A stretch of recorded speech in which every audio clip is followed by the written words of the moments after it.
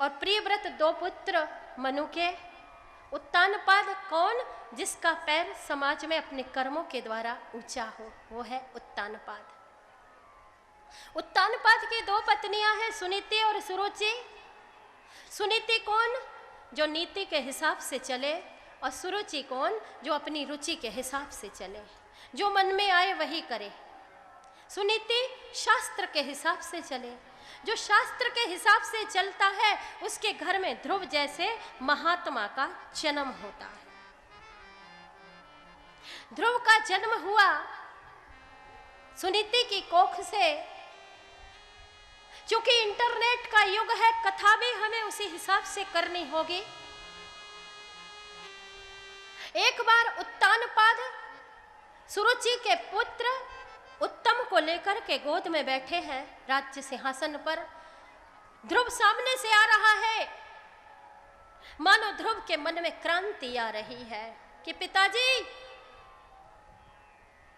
राज्य सभा में बैठकर, राज्य सिंहासन पर बैठकर बच्चों को नहीं खिलाया जाता। अरे पिताजी, राज्य सिंहासन पर बैठकर राष्ट्र की समस्याओं का समाधान करना चाहिए।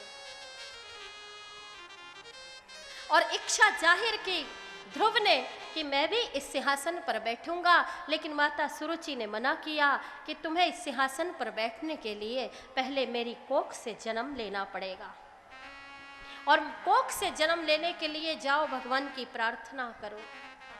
अरे लोग कहते हैं गर्भवास समम दुखम भूतो न भविष्यति। साधना करते हैं, तपस्या करते हैं कि दोबारा गर्भ में ना आना पड़े, लेकिन ये सुरुचि को देखो, कह रही है कि जाओ मेरी कोख से जन्म लेने के लिए ईश्वर की प्रार्थना करो। ध्रुव रोते हुए आया। माता सुनीति ने उसे समझाया कि बेटे, तेरी माँ सुरुचि ने तो उस परमपिता के पास जाने का रास्ता दिखाया है। माँ ने समझाया, ध्रुव चल पड़े। और जब ध्रुव चल पड़े तो राह में उन्हें नारद जी मिले। ध्यान देना, जब नारद जी मिले तो नारद जी ने पूछा कि तू कहाँ जा रहा है बालक?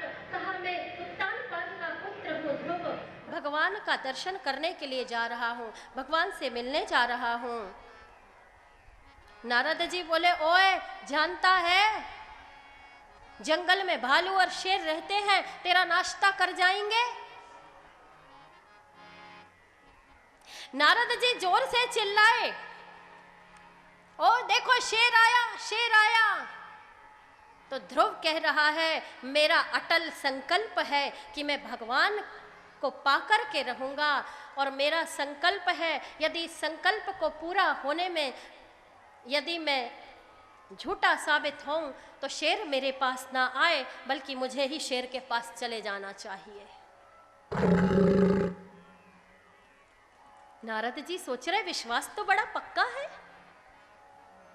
कह रहा है, देखो मेरा विश्वास भी पक्का है, मेरे पास मात्र गुरु की कमी है, और गुरु नहीं जीवन में तो कोई काम शुरू नहीं। नारद जी ने ध्रुव को अपना शिष्य बनाया और उसे ओम नमो भगवते वासुदेवाय की दीक्षा दी। ध्रुव चल पड़ा, तपस्या कर रहा है ध्रुव। बैठ कर के तपस्या की। सोचा, जब मैं खड़ा होकर तपस्या कर सकता हूं तो क्यों ना खड़ा हो जाऊं। फिर सोचा, जब मैं एक पैर पर खड़ा हो सकता हूं तो क्यों खड़ा रहूं, एक ही पैर पर खड़ा रहूंगा। फिर अंगूठे के बल पे खड़े रहे। कुछ दिन एक समय भोजन किया, कुछ दिन फल खाकर के तप किया, फिर कुछ दिन पत्ते खाकर के तप किया, फिर पानी पीकर के तप किया, फिर वायु पीकर के तप किया, और अब तो वायु भी रोक दी, श्वास रोक दी ध्रुव ने। जैसे ही ध्रुव ने श्वास रोकी, सारा ब्रह्मांड हिल गया। सारे देवता थर थर कांपने लगे और कह रहे हैं नारायण से, हे प्रभु, भगवान हुआ किसका प्रकोप हिलते हैं त्रिभुवन पत्तों से, भगवान हुआ किसका प्रकोप, हिलते हैं त्रिभुवन पत्तों से। जगदीश न जाने किस मुनि का अपराध हुआ हम लोगों से, अपराध हुआ हम लोगों से, अपराध हुआ हम लोगों से, अपराध हुआ हम लोगों से। भगवान ने कहा देखो सारी उपमाओं से बढ़कर मेरे भक्तों की उपमा है, कोई बात नहीं। मेरा भक्त तपस्या कर रहा है, मुझे पुकार रहा है, जाता हूँ उसे दर्शन देने के लिए। भगवान दर्शन देने के लिए यहाँ से चले। इंद्र तो थर थर कांप रहा है, क्योंकि इंद्र के सिंहासन का तो 1 वोल्ट वैसे ही ढीला रहता है, जरा सी तपस्या से हिल जाता है। इंद्र चिंता कर रहा है। इंद्र ने वज्र चला दिया, वज्र विद्युत संपात करता हुआ ध्रुव के पैरों के पास गिर पड़ा। यहां दूसरे देवताओं ने अपने अपने अस्त्र शस्त्रों का प्रयोग ध्रुव के ऊपर आरंभ कर दिया। अग्निदेव ने अपना बाण मारा तो वो अंगारे जो थे वे फूल बनकर के ध्रुव के पैरों पर गिर पड़े। क्या मतलब, जब भक्त भगवान की राह पर चलता है तो ये देवता भी व्यवधान करते हैं अशोक भाई, और वही हो रहा है। बोलो जय श्री कृष्ण। जय श्री कृष्ण। ये देवता सोच रहे भाई भगवान का कार्य कर रहा है, तो वे परीक्षा लेते हैं। रह रह के इंद्र देव गरज रहे, रह रह के वरुण देव आ रहे, फिर अग्नि देव आ रहे। यहां भी यही हो रहा है फिंगेश्वर में, तो घबराने की जरूरत नहीं। ध्रुव तपस्या कर रहा है, सारे देवता अपना अपना काम कर रहे हैं। अग्निदेव अंगार बरसा रहे हैं, तो अंगार भी फूल बनकर के ध्रुव के पैरों पर गिर रहे हैं। इतना होने के बाद अब ध्रुव परेशान हो गया, भगवान को आने में देर हो रही है। ध्रुव परेशान हो गया तो ध्रुव अब रोने लगा, सारी तपस्या साधना छोड़ करके। जैसे ही ध्रुव रोने लगा और कह रहा है तुम बड़े निष्ठुर हो, बड़े निर्दयी हो, मैं छोटा सा बालक वन में तपस्या कर रहा हूँ, तुम्हें पुकार रहा हूँ, तुम्हारी साधना कर रहा हूँ, क्यों इतना सता रहे हो, मुझे दर्शन देने को नहीं आ सकते। और ध्रुव की आंखों में आंसू आ गए।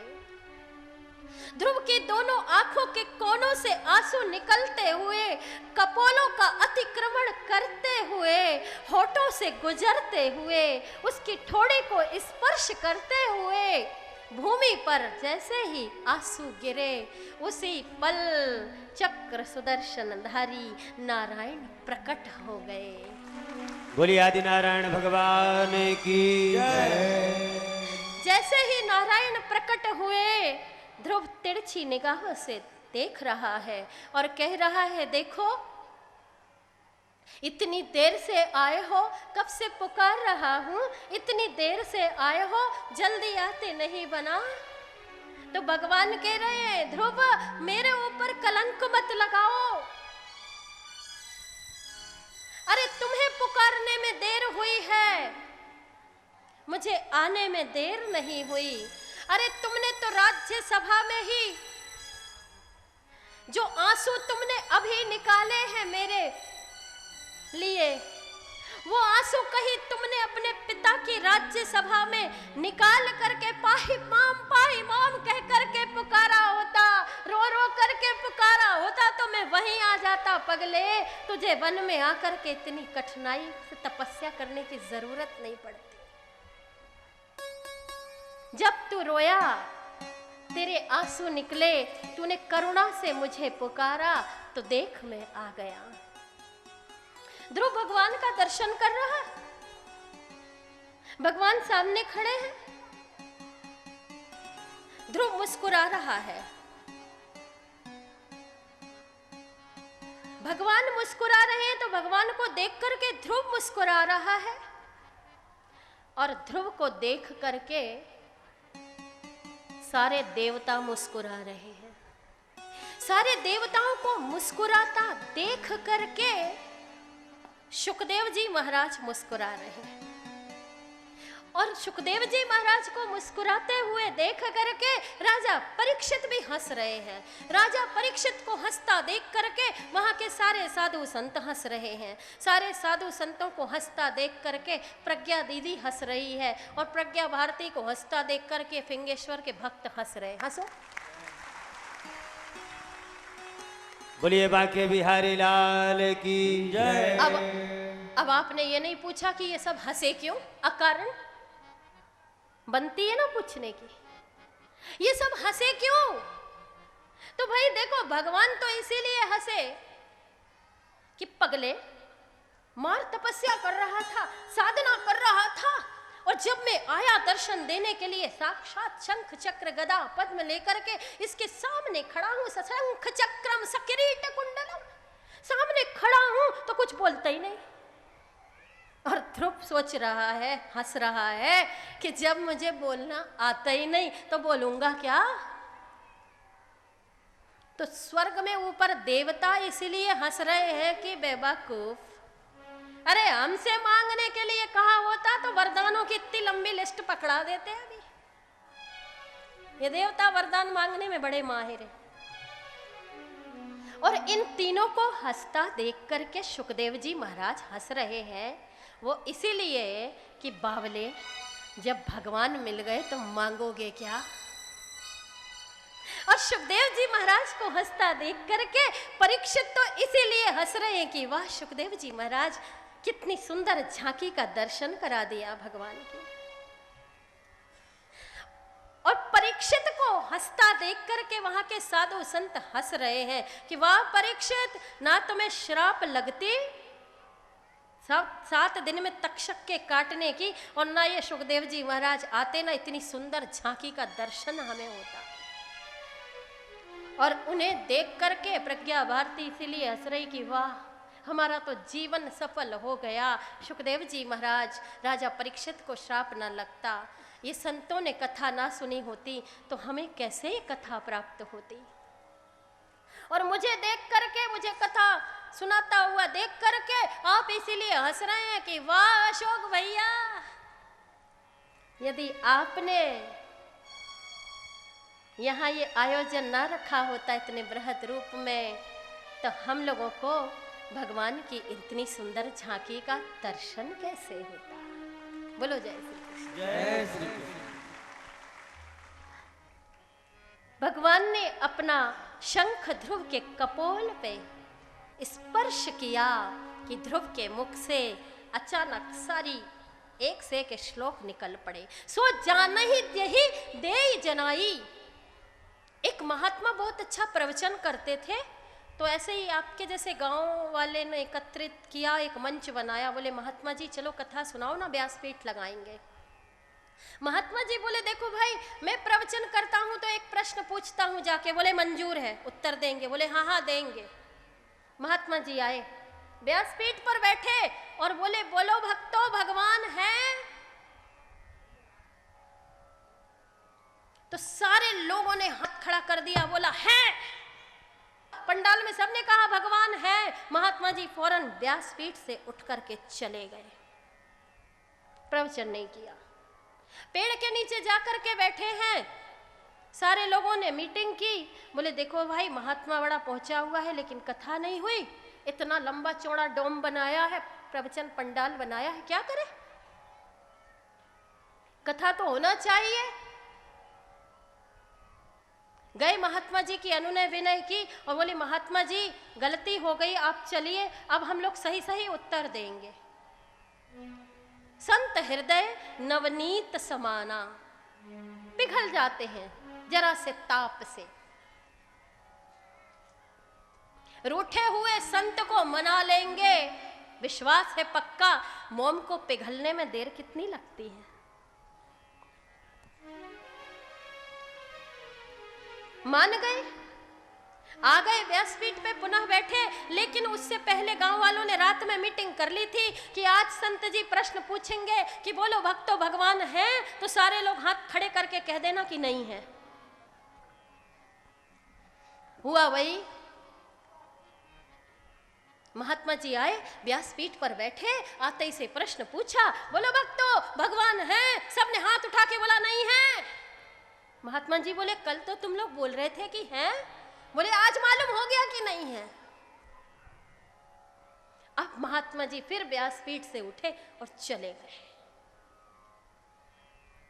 अब तो तीसरे दिन सारे लोग परेशान, बोले बताओ इतना खर्चा करके पंडाल बनाया, पंडाल सूना पड़ा है, कथा नहीं हो रही। तो उसमें से एक बुजुर्ग कहते हैं सुनो, कथा तो जय महात्मा से कराना है, बड़ा पहुंचा हुआ महात्मा है, कथा तो इसी महात्मा से सुनना है, चाहे जो हो मनाओ। फिर गए, फिर हाथ पैर जोड़े, बोले संत जी चलिए, बड़ी बेइज्जती हो रही है, पंडाल बना है, व्यासपीठ लगी और कथा नहीं हो रही, आप तो चलिए। संत फिर से आए और रात को सबने मीटिंग करी, बोले देखो अब कल संत जी पूछेंगे कि बोलो भक्तों भगवान है, तो आधे बोलना है और आधे बोलना कि नहीं है। मीटिंग हो गई, महात्मा जी फिर आए, महात्मा जी ने फिर वही प्रश्न किया, बोलो भक्तों भगवान है? तो आधों ने कहा कि है और आधों ने कहा नहीं है। तो महात्मा जी बोले जिन्हें मालूम है वो नहीं जानने वालों को बता दें। क्या मतलब? उठे और चले गए। अर्थात भगवान जिसे मालूम है कि है वो बता नहीं सकता, क्योंकि भगवान बुद्धि में नहीं आ सकता, वो बताने की स्थिति में ही नहीं रहता कि भगवान कैसे है। सो जान ही जही दे ही जनाई, और जानई तुम्ही हो जाई। ध्रुव को अपने आप ज्ञान हो गया, ध्रुव को राज्याभिषेक किया। ध्रुव से भगवान ने कहा मांग ध्रुव मांग, क्या चाहिए? तो ध्रुव कह रहा मुझे कुछ नहीं चाहिए। तो भगवान कह रहे देख तपस्या तो तूने किस लिए की थी, मांग। इंद्र का आसन मांगेगा दे दूंगा। इंद्र वहीं खड़ा था और मैंने बताया पहले कि 1 वोल्ट सिंहासन का वैसे ही ढीला है। अरे मांग ध्रुव मांग। ब्रह्मा का पद मांगेगा दे दूंगा। तो ब्रह्मा जी भी वहीं खड़े थे, ले लो भैया तुम तो सुप्रीम पावर हो, दे दो जिसको जो चाहे दे दो, ले ले। तो ध्रुव कह रहा है भगवान पहले 3 बार कहिए दूंगा दूंगा दूंगा। तो भगवान ने कहा दूंगा दूंगा दूंगा। तो ब्रह्मा जी बोले अब तो कंफर्म हो गया, अब किसकी गद्दी खतरे में है नहीं मालूम। ध्रुव ने बड़ा सुंदर उत्तर दिया कि हे प्रभु आप देना ही चाहते हैं तो इतना दीजिए कि मेरे हृदय में कभी मांग का अंकुर ही ना फूटे। बोलिए ध्रुव महाराज की जय। अरे प्रभु देना ही चाहते हैं आप तो मुझे कृपा करके ये दे दीजिए कि मैं 24 घंटे आपका कीर्तन करता रहूं, ऐसा स्थान दे दीजिए। तो भगवान बोले अभी ऐसा स्थान नहीं, अभी हम ऐसा स्थान बनाएंगे। तो भगवान ने ध्रुव के लिए ध्रुव लोक की रचना की और कहा अभी तुम राज्य का सुख भोगो, कीर्तन करो, सत्कर्म करो और उसके पश्चात तुम ध्रुवलोक में जाना। भगवान अंतर्ध्यान हुए। यहाँ ध्रुव जंगल से वापस होने की सोच ही रहे हैं। नारद जी ने जाकर के ध्रुव के पिता उत्तानपाद को सारी बात बताई। उत्तानपाद को ग्लानि हो रही है कि मैंने अपना जीवन ऐसे ही गंवा दिया, उन्हें जीवन से वैराग्य हो गया। आत्मग्लानि हो रही है कि पुत्र को इतना सताया। उत्तानपाद वन की ओर जा रहे हैं कि जाकर ध्रुव के चरण पकड़ लूंगा, ध्रुव से क्षमा मांग लूंगा, अपने बच्चे से मैं क्षमा मांग लूंगा। सामने ध्रुव ने देखा कि पिताजी दौड़ करके क्लांत हुए चले आ रहे हैं। तो ध्रुव ने सोचा कि निश्चित रूप से यदि आज मैं सामने पड़ गया तो मेरे पिता मुझसे माफी मांगेंगे, मेरे चरण पकड़ेंगे और मैं अपने पुत्र धर्म से विमुख हो जाऊंगा।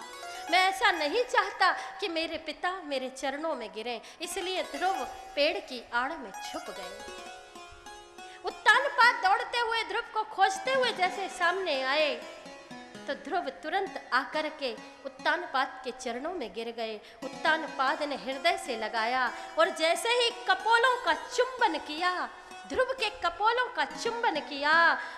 उस कपोलों में लगा था हरि अधरामृत।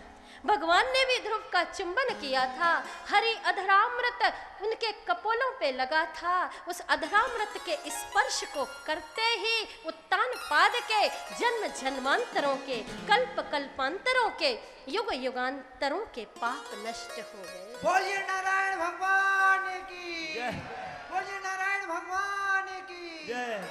उत्तान पाद को ग्लानि हुई, ध्रुव से क्षमा मांगी और ध्रुव ने बड़े कुशलता पूर्वक शासन किया और बाद में मृत्यु के सिर पर पैर रख कर के वे ध्रुव लोक को गए। मृत्यु चक्कर काटती रही लेकिन किसी भी खिड़की से प्रवेश न कर सकी। एक बार ध्रुव जब बाहर गए तो एक काली स्त्री मिली, ध्रुव के सामने आई। ध्रुव ने पूछा तुम कौन हो? तो कहती मैं मृत्यु देवी हूँ, बहुत दिनों से तुम्हारे महल का चक्कर काट रही हूँ, लेकिन जिस खिड़की से प्रविष्ट होना चाहती हूँ वहीं मुझे चक्र सुदर्शन दिखाई देता है